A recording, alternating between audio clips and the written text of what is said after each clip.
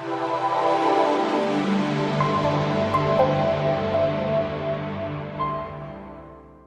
ever had that series that you remember back in the day that you loved as a kid, but when you grow up, most of the time they don't hold up to you?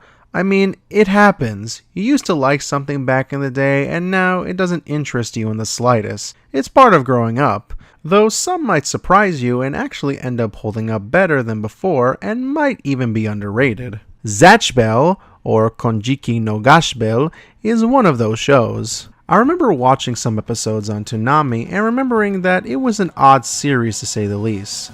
Though of course, I was into other anime and didn't really get into it compared to stuff like Dragon Ball and Naruto. But seeing as this is AniMay, I had to rewatch it, and after seeing a good amount of episodes and watching the original Japanese version, it's way better than I remember it. So what's the story? It's centered around a 14-year-old boy named Kyo Takamine, who is not a delinquent. That's new. He skips school because his classmates are jealous that he's a genius. Sure? But then a young boy named Zatch Bell appears out of nowhere with a mysterious book, and has to live with him. At first, Kyo doesn't like Zatch because of him being a nuisance, which I totally get. But then Zatch faces a bully and tries to defend one of his classmates. After a speech that Zatch says to the bully, Kyo finally stands up for himself, and that's when he discovers that Zatch has powers. As the story progresses, we find out that Zatch is part of a species known as Momotos, or demons. You see, in the Momoto world, there is a tournament held where they compete on who will become the next king. The rules are that they must fight one another until their book is burned, and the last one standing will become the new king. Zatch has no memory of this, so he goes out to search for answers. Now, the idea is kind of a mixture of Poke-Digi meets Mortal Kombat. Creatures fight with trainers by their side while having the battle to the death aspect until one is standing. Honestly, the idea is pretty unique. While the idea of trainers having the Momotos attack through their emotions have been done before, it still works. What I really like about the anime is its balance of both humor and drama. An example is how the character expressions are incredibly hilarious, but they also work when something serious happens. In episode 8, Zatch meets another Momoto named Kalulu, who at first is a sweet person who doesn't care about wanting to become king and just want to live a simple life with her new sister Shiori.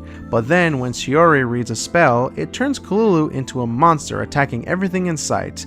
Zatch has no choice but to burn her book so she doesn't have to get involved in the tournament. This marks a turning point in which Zatch desires to become king, just so he can prevent something like this from ever happening again.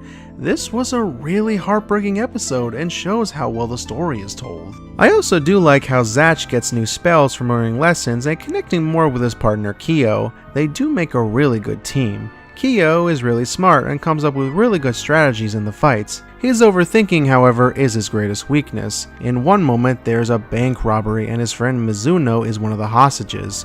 Kyo says it's impossible to help them and that he can't do anything, but Zatch says screw that and goes to save them. It's one of my favorite moments in the series. I also like some of the side characters like his friend slash love interest Mizuno, who is mostly an airhead, heck, she even admits it herself. I also like the moments where she is a punching bag of jokes. In episode 6, she tries to go see Kyo in the hospital, but she has trouble finding his room. Then, when she finally gets there, she brings him fruits that have faces in them. Unfortunately, he's too busy trying to look for the spell book. But look at this tangerine here!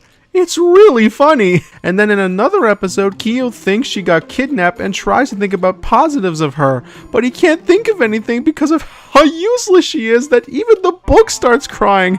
You almost feel really bad for her, but you can't help but laugh. The music in the series is also pretty good, especially the battle themes. Interestingly enough, the music was composed by Ko Otani, who you might know for doing the Gamera trilogy and Shadow of the Colossus. It's really sad that this series didn't do well in America since they stopped dubbing it after episode 104. I think the reason may be because the series was really odd and some of the censorship kept it from showing a lot of its best moments. Also, the dub, while not terrible, isn't anything special compared to the original Japanese voices. Honestly, if the series ever gets a redub in the future, I would really look forward to it and see if it could be fully shown in streaming services. Overall, I'm glad that I got to revisit this series, and I plan on watching the rest of it in due time.